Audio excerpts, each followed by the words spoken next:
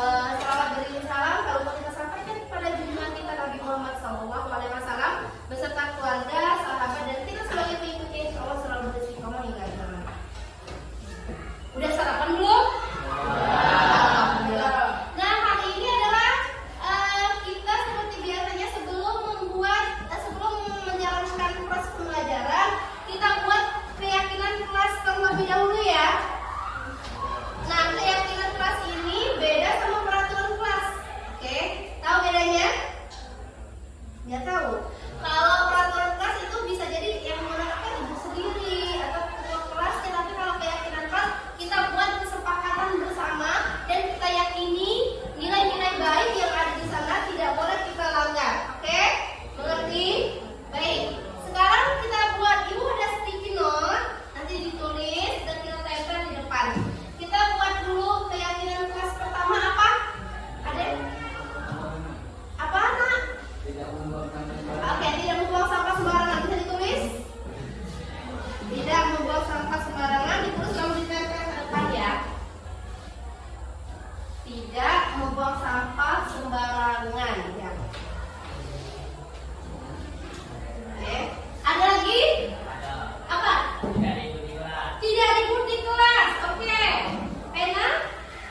Ini aja. Oke. Tidak diikuti kelas. Ditulis lalu ditempel ke depan. Ada lagi? Apa? Menjaga kebersihan sekolah. Ditulis ditempel ke depan ya. Ada lagi? Ada lagi? Gimana? Ada lagi? Ayo sampai 10 kita buat, sampai 10 nanti baru kita minimalisir. Ada lagi? Tidak diikuti kelas sudah belum tadi? Ya, ada lagi? Piket di kelas. Oke, tulis ditempel ke depan. Penanya juga nih.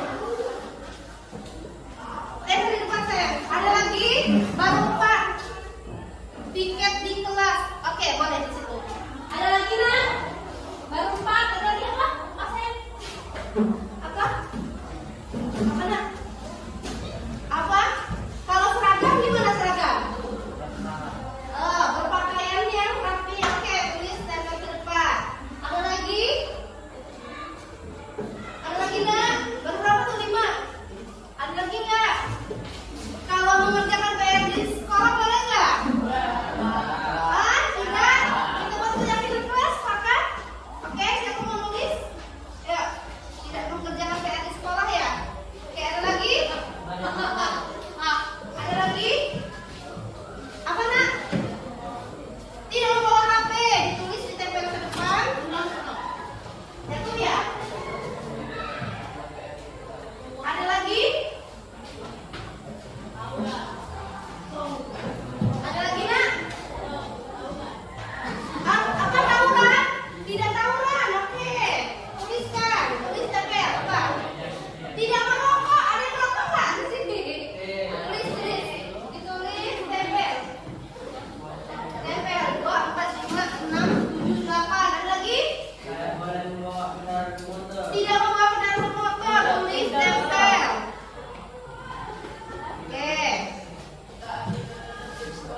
Menjaga tata tertib, oke. Tulis tempel. 2, 4, 6, 7. Oke. Ada lagi?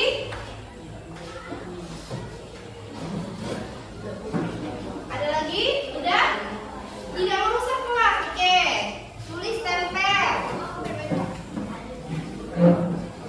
Udah? Setelah ini kita akan rangkum ya apa keyakinan kelas yang harus nilai-nilai kebaikan yang harus kita yakini dan kita terapkan, kita jalankan ya di kelas ini dalam proses pembelajaran. Udah? Ya, tempel.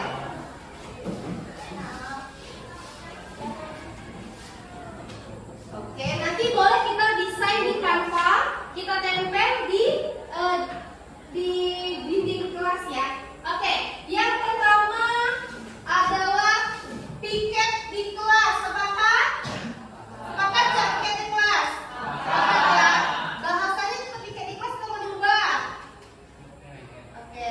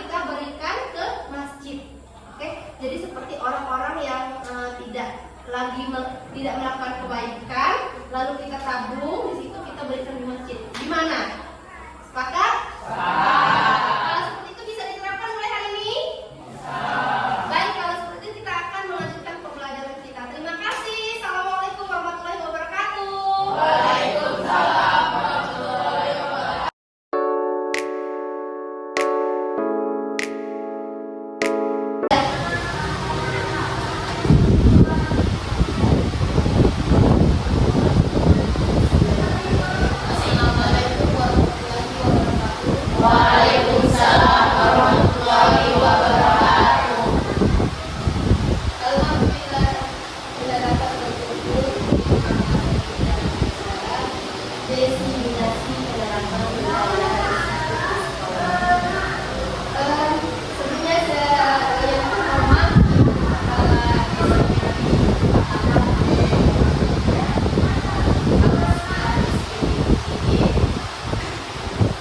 yang saya hormati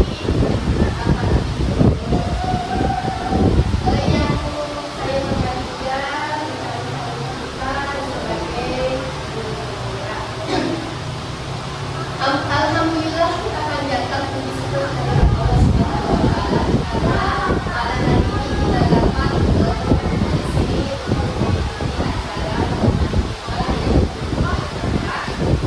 acara dalam acara destinasi penerapan budaya positif di sekolah SMP Negeri 48 Palembang.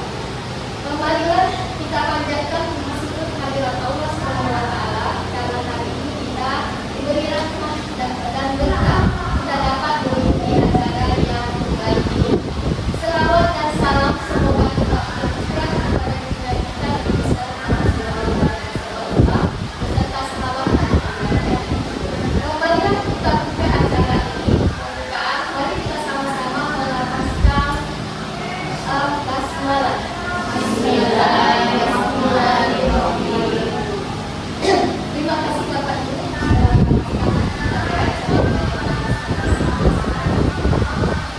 Berikutnya adalah acara pengarahan dari kepala sekolah. Dalam hal ini diwakili oleh Wakil Guru yaitu Al-Asya SPD IPB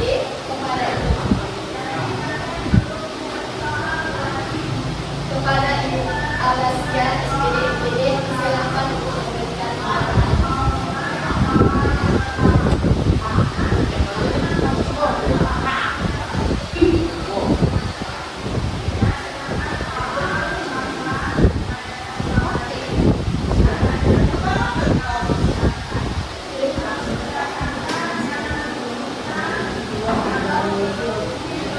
Baiklah Bapak Ibu semuanya, Assalamualaikum warahmatullahi wabarakatuh. Waalaikumsalam warahmatullahi wabarakatuh. Terima kasih sudah bersedia hadir pagi ini untuk mengikuti kegiatan dari teman kita, yaitu Ibu Hayati Puspitasari dan Ibu Yenti Samania. Beliau berdua ini sama-sama guru pemberah di angkatan 10. Adapun kegiatan kita pagi ini yaitu diseminasi penerapan budaya positif di sekolah. Ini langsung diterapkan di SMP kita, di sekolah kita SMP Negeri 48 Palembang. Jadi kepada Ibu Hayati dan Ibu Yenti, semoga dengan dilaksanakan diseminasi ini memang terbukti ada hasil yang positif yang didapatkan untuk sekolah kita. Jadi dalam kegiatan ini Bapak Ibu semuanya bisa mengikuti rangkaian acara yang nantinya akan dipandu oleh Ibu Guna dan Ibu Hayati beserta Ibu Yenti. Semoga acara ini akan terlaksana sesuai dengan rencana yang sudah dirancang. Untuk ini selamat mengikuti kegiatan. Sebelum saya tutup, mungkin ada kata yang perlu disampaikan kepada Ibu Hani dan Ibu Yenti. Selamat menjalankan kegiatan dari pemberah ini. Mudah-mudahan akan bermanfaat dan mendapat berkah dari Yang Maha Kuasa. Dan untuk itu saya tutup dengan ucapan wassalamualaikum warahmatullahi wabarakatuh. Waalaikumsalam warahmatullahi wabarakatuh. Terima kasih kepada Ibu Natasya dalam penarapannya. Terima kasih telah bersama Ibu kita dalam acara ini. Selanjutnya acara doa yang akan disampaikan oleh Bapak T.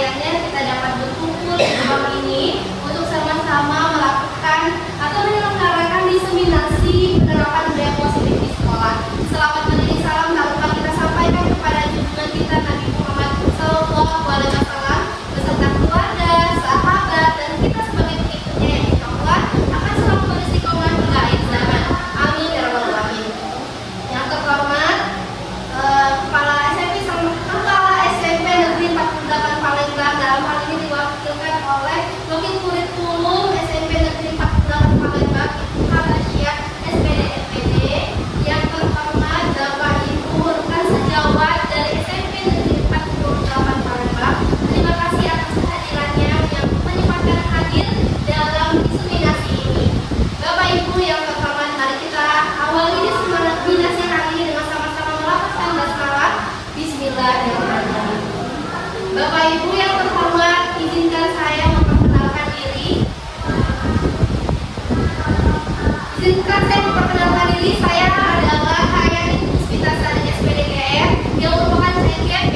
Saya baru calon guru penggerak angkatan 10. Mohonnya selama beberapa bulan yang akan datang saya akan melakukan akan mengikuti pendidikan dalam pendidikan guru penggerak ini.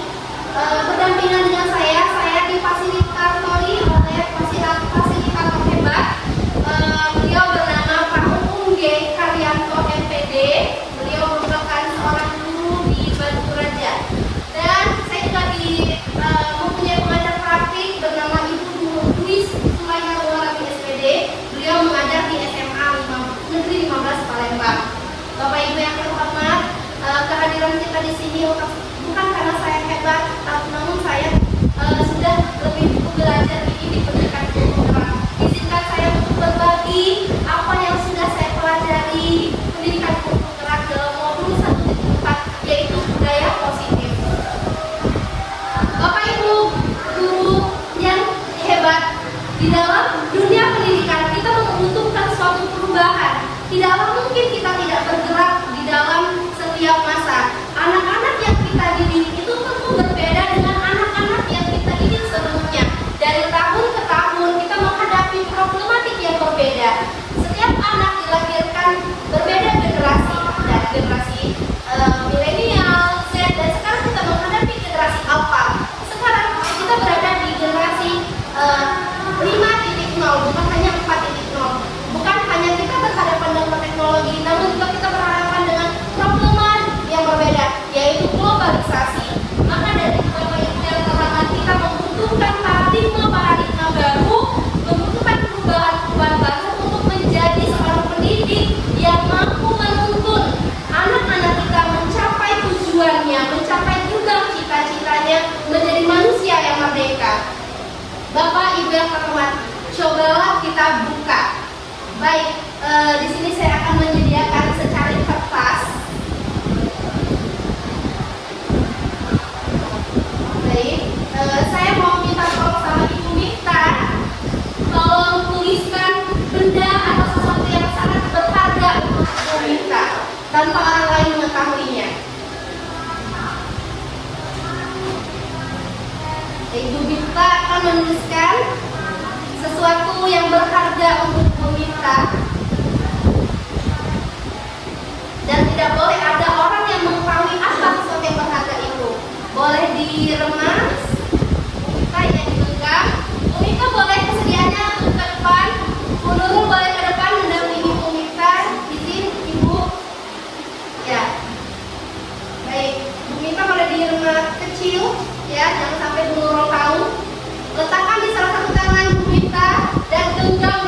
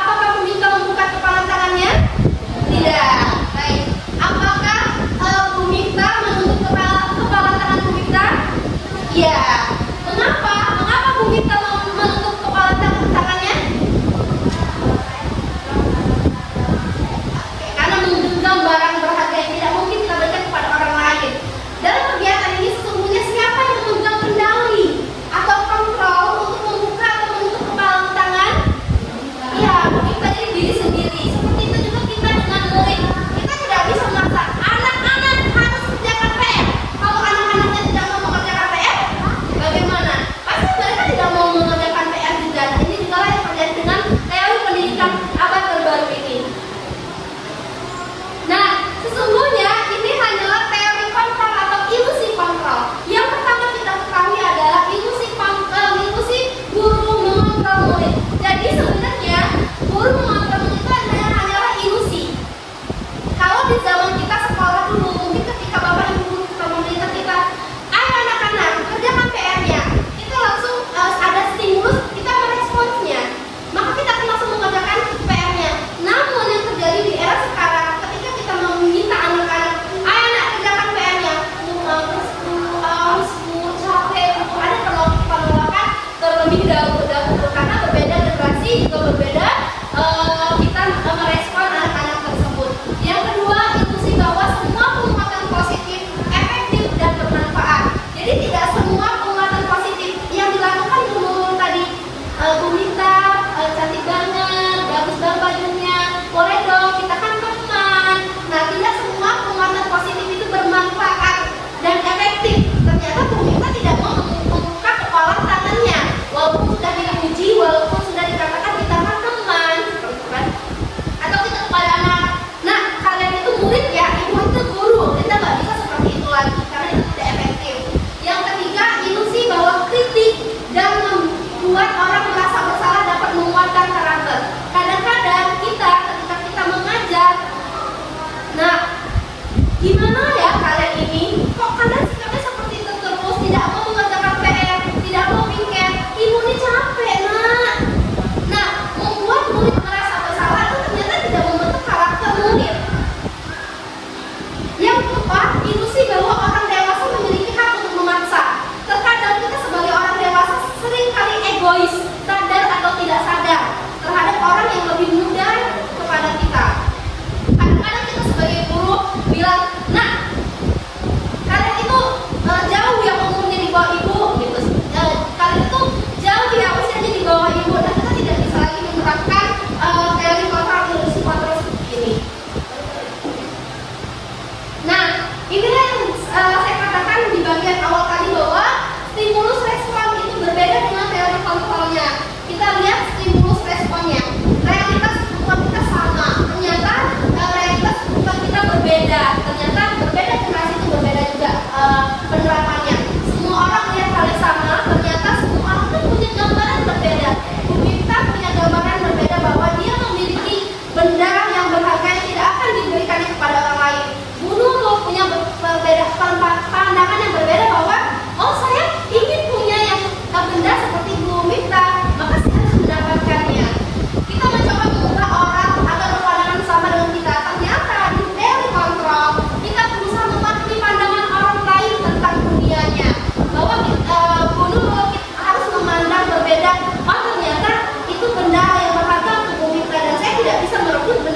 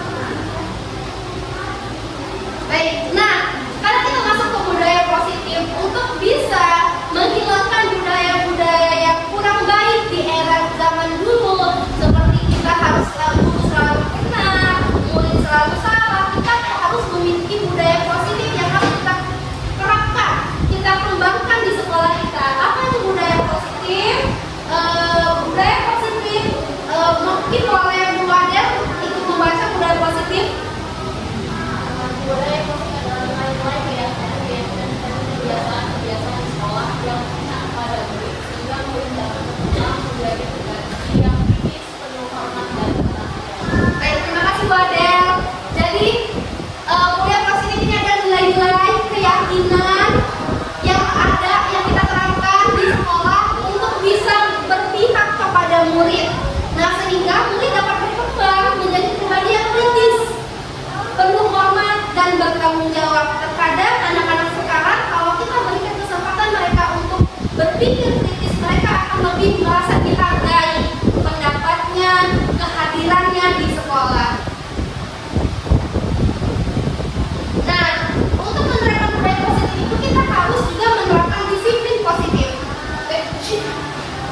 Disiplin positif ini adalah suatu cara penerapan disiplin tanpa kekerasan dan ancaman yang dalam praktiknya melibatkan perilaku komunikatif efektif antara guru. Jadi biasanya kalau kita melakukan ancaman, ayo nak, mungkin bapak ibu guru pernah dihukum, gurunya kalau tidak membuat kesalahan dihukum berdiri di depan kelas. Pernah ya, saya juga pernah. Nah, zaman sekarang kita tidak bisa lagi melakukan kekerasan atau ancaman kepada anak-anak murid kita karena itu tidak berpusat atau tidak berpihak kepada murid. Komunikasi harus efektif. Penerapan ini mengajarkan murid untuk memahami konsekuensi perilaku yang mereka lakukan, sehingga mereka bisa menghormati diri sendiri dan bertanggung jawab terhadap lingkungan dan pribadinya tanpa penghargaan, ancaman, dan hukuman. Nah, kita akan beralih juga nanti ternyata penghargaan itu baik nggak sih untuk murid? Nah, nilai-nilai kebajikan yang ada sebenarnya sudah ada diterapkan atau dimasukkan dalam suatu tatanan yang sangat baik, yaitu profil pelajar Pancasila. Yang kita sama-sama tahu, yang pertama ada beriman, bertakwa kepada Tuhan yang Maha Esa dan berakhlak mulia. Selanjutnya ada berkebinekaan global, bergotong royong, kreatif, bernalar kritis, dan mandiri. Kalau ini mungkin Bapak Ibu sudah paham ya pada Pancasila. Nah, di dalam pendidikan juga kita mengenal yang namanya motivasi perilaku manusia. Di dalam perilaku manusia pasti ada motivasi mengapa manusia tersebut melakukan suatu tindakan, melakukan suatu kegiatan. Yang pertama, manusia itu ingin mendapatkan penghargaan. Nah, dalam ingin mendapatkan penghargaan, melakukan sesuatu untuk mendapatkan hadiah, pengakuan atau imbalan dari orang lain. Terkadang murid, atau usah jauh-jauh ke murid kita, ketika kita ingin ada rasa ingin dihargai orang lain. Oh, kalau saya ingin dihargai orang lain, mungkin saya harus lebih rajin. Mungkin saya harus menilai kinerjanya harus bagus, PMM-nya harus cepat selesai, supaya saya bisa dihargai oleh pimpinan. Seperti itu. Jadi memang nalurinya manusia itu ingin dihargai, mendapatkan pengakuan. Yang kedua, menghindari ketidaknyamanan. Nah, di dalam menghindari ketidaknyamanan ini melakukan sesuatu untuk menghindari ketidaknyamanan atau hukuman. Ini adalah tidak dari motivasi perilaku manusia. Terkadang manusia melakukan sesuatu itu pastinya menghindari ketidaknyamanan. Siapa manusia yang ingin berhadapan dengan ketidaknyamanan? Setiap manusia pasti ingin terhindar dari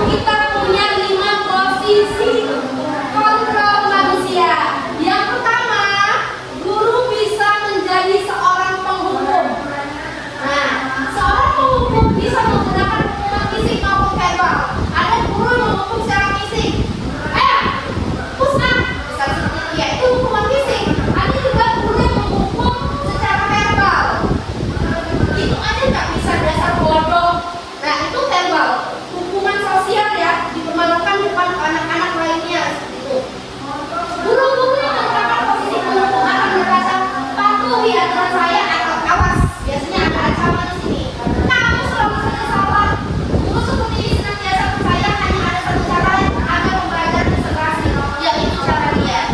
Guru yang seperti ini biasanya hanya memikirkan dirinya sendiri tanpa memikirkan mental anaknya, apalagi kalau gengsi ke bawah, gengsi ke gen alpha itu biasanya mental health. Mereka selalu berbicara tentang kesehatan mental mereka. Ini kena marah mental health, gitu mental health.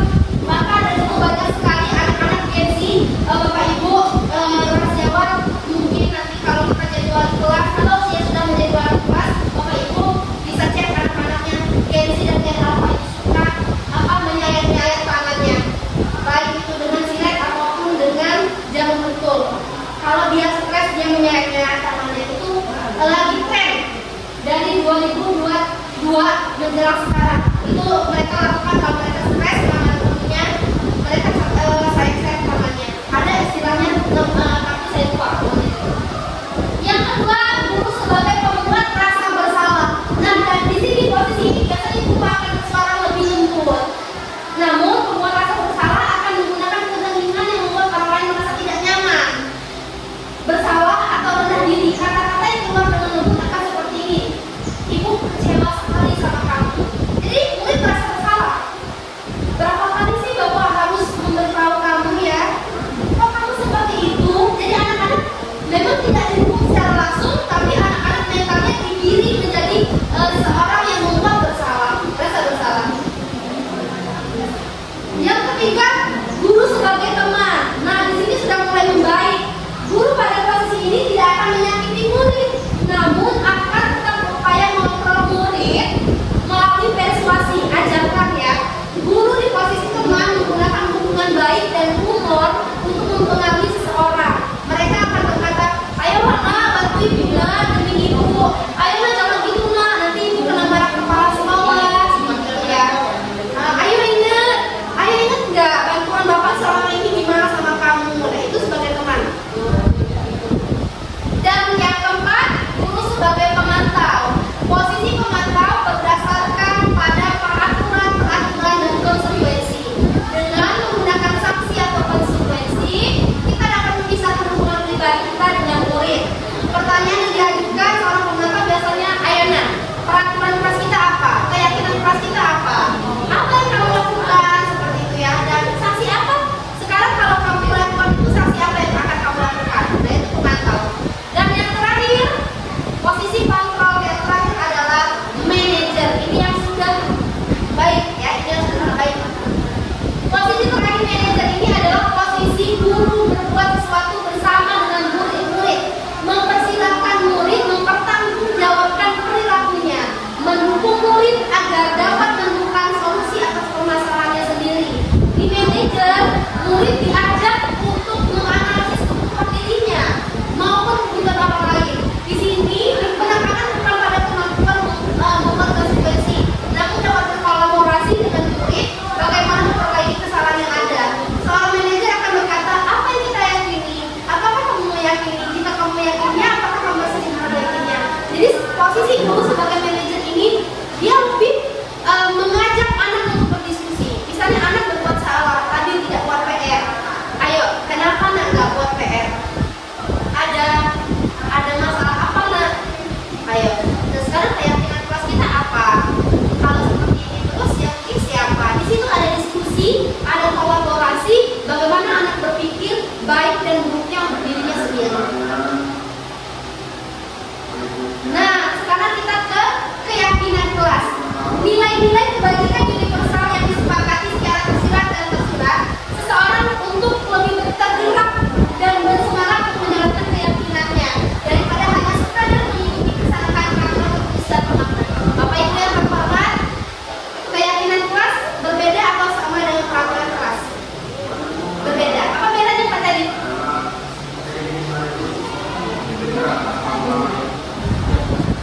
Ya, sudah pasti berbeda.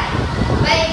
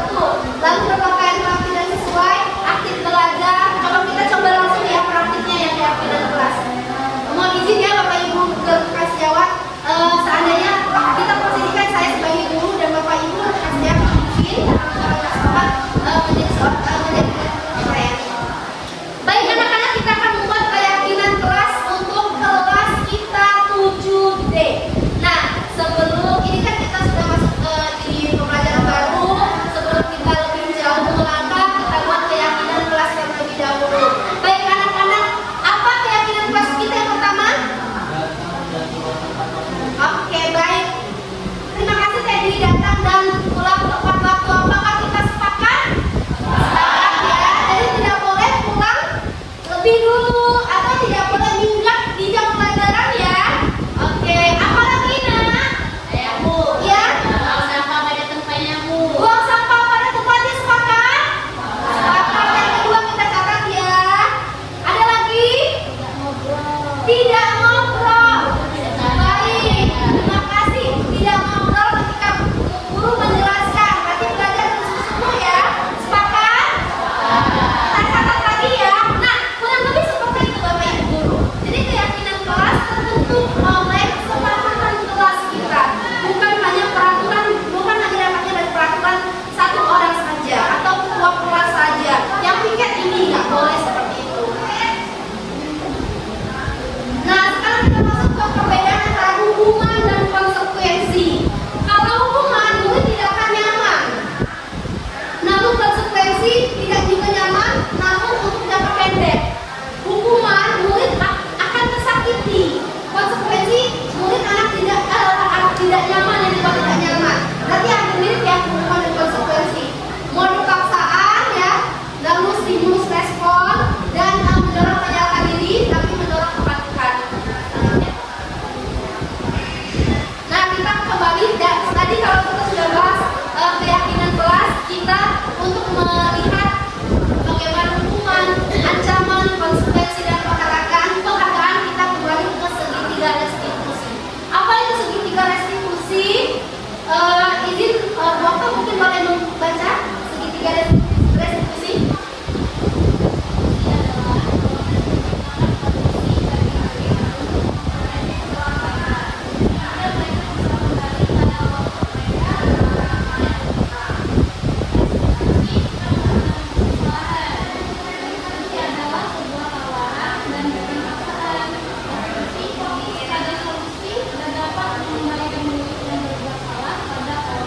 Ya. Kalau selama ini kita menangani anak-anak yang berbuat salah dengan langsung judgment, menilai mereka, menghukum mereka, siapa yang nggak piket hari ini? Kenapa kamu nggak piket? Sekarang kamu keluar kelas, berdiri di depan lapangan sekolah. Nah, itu adalah hukuman. Namun di dalam segitiga restitusi ini kita akan mencari kenyamanan agar bisa berpihak kepada murid. Mungkin kita nanti kita praktikkan. Nah, segitiga restitusi ini terdiri dari pertama di bawah sekali, kan kalau segitiga seperti ini ya Bu, Pak, ada di bawah sekali itu menstabilkan identitas. Jadi langkah pertama kita untuk menstabilkan identitas yaitu mengubah identitas anak dari orang yang gagal menjadi gagal karena kesalahan menjadi orang yang sukses. Misalnya dengan berkata, Bapak Ibu tidak tertarik mencari siapa yang salah, tapi Bapak Ibu yang mencari solusi dari permasalahan ini. Nanti akan diperhatikan ya. Yang kedua, segitiga yang sedang tinggi, yang menaik, kita validasi dulu tindakan yang salah. Semua tindakan manusia itu baik atau buruk pasti memiliki tujuan. Maka yang hadir dalam pertanyaan ini adalah kamu pasti punya alasan mengapa melakukan hal itu. Dan yang terakhir, menanyakan keyakinan apa yang kita percaya, apa nilai-nilai umum yang kita sepakati. Mungkin boleh di antara Bapak Ibu siapa yang bersedia kita praktikkan coba menjadi murid. Kita lagi boleh izin ya Bapak Ibu. Baik, kita coba meminta seorang murid yang berbuat kesalahan. Tadi kita buat kesepakatan kelas mengobrol ya, tidak boleh mengobrol. Ketika guru menjelaskan, anggaplah meminta menjadi seorang murid yang sudah mengobrol di depan ketika guru menjelaskan. Baik, di sini meminta saya sebagai guru ya, kita menstabilkan identitas dulu. Kita tadi ketika ibu menjelaskan, ibu tidak melihat minta menyimak dengan baik. Apakah benar? Benar. Oh, seperti itu. Gak apa-apa. Semua orang itu pasti pernah melakukan kesalahan, dan semua orang itu tidak selalu baik. Semua orang pasti punya sisi hitam dan putih. Termasuk ibu juga pernah melakukan kesalahan. Nah, itu menstabilkan identitas, membuat dia tidak mau bahwa semua orang itu pasti pernah melakukan kesalahan. Jadi mental anak tadi tidak jatuh seperti itu, tidak kita salahkan. Dan yang kedua, validasi tindakan yang salah dengan mengajukan pertanyaan, kita kira-kira yang kita lakukan tadi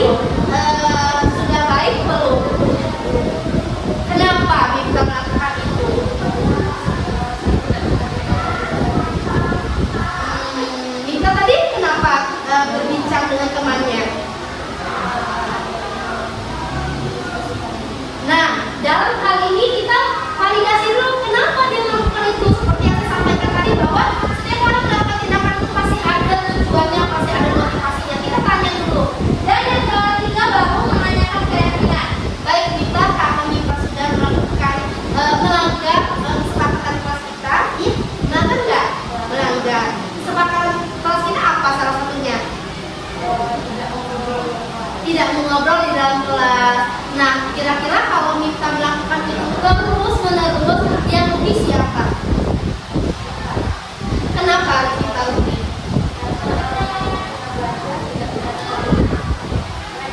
Oke, berarti kita mau berubah, jadi berubah. Apa yang kita akan lakukan untuk berubah?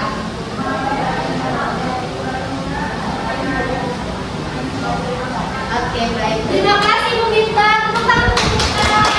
Ya, kurang lebih seperti itu Bapak Ibu Guru untuk restitusi segitiga restitusi ini. Jadi saya sudah menerapkan praktik segitiga restitusi ini.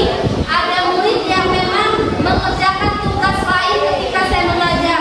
Dengan alasannya ketika saya tanya, karena ibu itu kalau menghukum hukumannya berat Bu, jadi kami takut. Semalam saya lupa PR. Ini sudah saya praktikkan kemarin dengan murid. Baik Bapak Ibu guru rekan sejawat, itulah tadi diseminasi penerapan budaya positif yang sudah saya lakukan. Kurang lebih nanti kita bisa diskusi. Boleh nanti Bu Bunga yang memimpin ya, tanya jawab. Mungkin boleh 3 pertanyaan nanti akan coba saya coba jawab. Saya kembalikan ke Bu dengan pertanyaan. Terima kasih. Assalamualaikum. Ya, terima kasih kepada panitia kita yang pada luar biasa. Baik, di sini ada cara tanya jawab. Kalau ada yang mau bertanya, silakan.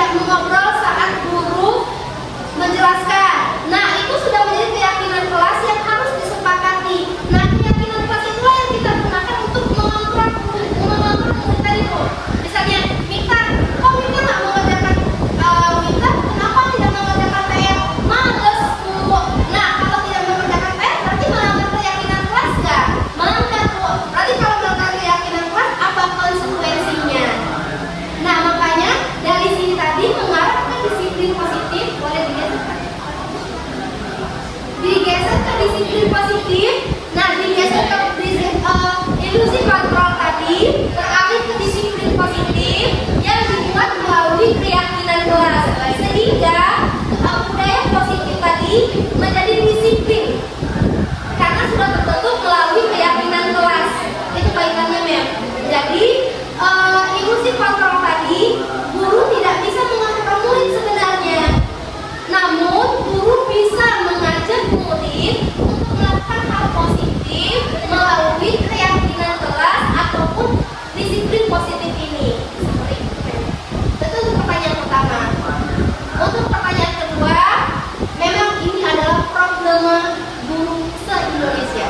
Kita dituntut KBM banyak, belum lagi PMM, penilaian kinerja dan sebagainya. Bagaimana kalau misalnya murid tidak mau mengerjakan PR? Apakah kita biarkan? Tidak. Justru dengan adanya budaya positif ini, dengan adanya keyakinan kelas yang sudah kita buat, kita sepakati di dalam kelas, sudah ada disiplin positif dan sudah ada restitusi, segitiga restitusi, maka akan terjawab ketika anak tidak melakukan disiplin atau melanggar disiplin keyakinan kelas, disiplin positif ini, maka kita bisa bertindak. Tindakannya melalui apa? Segitiga restitusi. Yang pertama tadi menstabilkan identitas. Nggak apa-apa, nak, semua orang pasti punya salah. Yang kedua, kita tanya dulu setelah menstabilkan setelah menstabilkan identitas, kita tanya dulu, kita validasi, kenapa kamu melakukan ini? Bu, semalam saya mau mengerjakan PR, tapi orang tua saya itu ribut. Oh, ternyata masalahnya di orang tuanya misalnya, atau saya nggak punya buku, Bu. Berarti kita tahu masalahnya apa. Nah, dengan ada tahu masalah anak apa, dengan segitiga restitusi ini, maka kita buat keyakinan. Kan sudah ada keyakinan kelas. Berarti kita tidak melakukan disiplin positif yang ada di kelas kita, ya? Tidak. Bagaimana caranya supaya ini bisa berubah? Nah, dia akan berpikir, oh ya, Bu, saya janji, saya akan buat perjanjian di atas kertas, saya tidak akan melakukan hal yang sama, saya akan buat PR, saya akan mengerjakan PR susulan, Bu.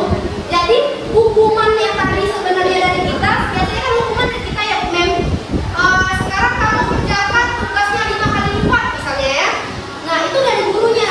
Nah, sekarang kita tanyakan, apa yang harus dilakukan sekarang kalau kamu melanggar keyakinan kelas? Ya, Bu, kita akan mengerjakan PR-nya sekarang juga.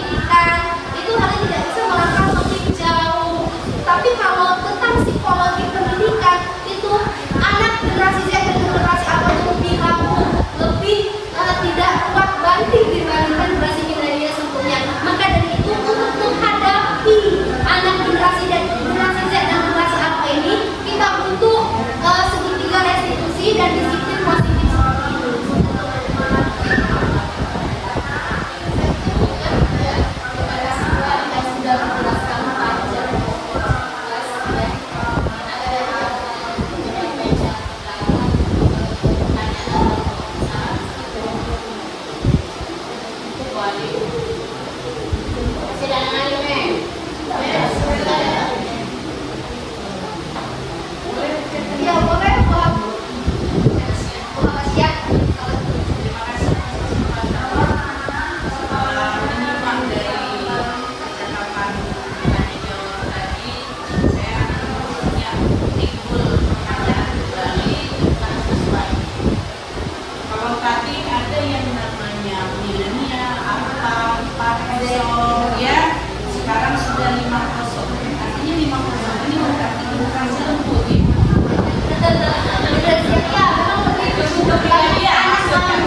Iya. Baik dengan apa tadi? Yang paling keras itu yang mana, milenial atau apa? Kalau yang milenial tuh katakan yang terakhir. Kalau kayak Rizka tahun 2000 Kalau kayak zaman ibu dulu, zaman apa itu yang boleh? milenial apa ya ini? Zaman apa itu? Ini ya, Dalam istilahnya milenial Z. Oh, ada generasinya. milenial ini perlu dipahami. Mungkin kayak ada satu waktu perlu beda. Nah, jadi terkait dengan milenial Z dengan milenial Y dan Z dan apa, jadi di sini tadi sudah dinyatakan bahwa di kelas itu antara guru dan siswa dalam kegiatan KBM sudah ada kesepakatan ya. Pertanyaan saya, kesepakatan itu kan banyak ya, ada macam-macam bentuk. Seandainya dari berbagai kesepakatan itu ternyata masih ada anak yang tidak memegang teguh arti kesepakatan itu. Artinya di luar dari kesepakatan. Nah, bagaimana cara tindakan seorang guru menghadapi dengan sudah ada kesepakatan? Ini saja pertanyaan.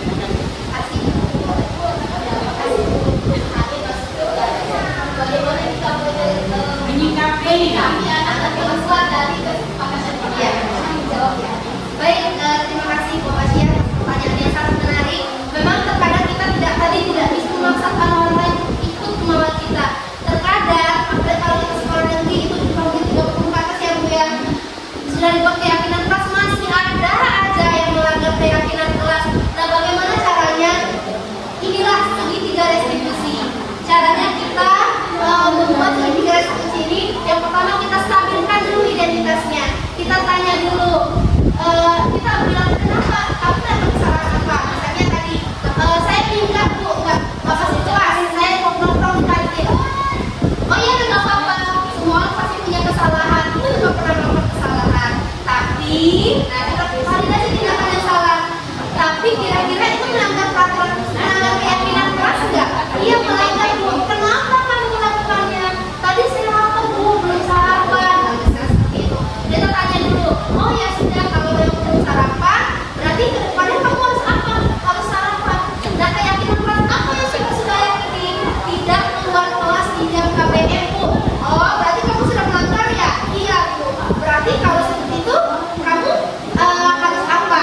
Nanti dia akan mencari sendiri apa yang harus dia perbuat untuk menebus kesalahannya tadi. Atau kalau masih juga bandel, kita bisa kolaborasi dengan guru BK. Kalau masih bandel, kita bisa kolaborasi dengan guru BK ataupun juga dengan orang tuanya. Seperti itu Bu Asia. terima kasih Bu Ali. Setelah penjelasan saya agak pahami. Ini yang Ibu tayangkan, yang Ibu paparkan ini di dalam materinya pemperaturan. Iya. Kalau kawan-kawan, kalau yang dipaparkan Ibu ini kan lingkup penggerak. Semuanya Bu, tapi ini ilmunya dari Guru penggerak. Bagaimana dengan kita yang bukan guru penggerak? Nah, Jadi makanya bagaimana cara kami mengatasi siswa kita yang melanggar, sedangkan kami tidak punya ilmu di dalam guru penggerak. Nah, ini kan yang paham cuma guru penggerak ya. Nah, barangkali ada cara atau ada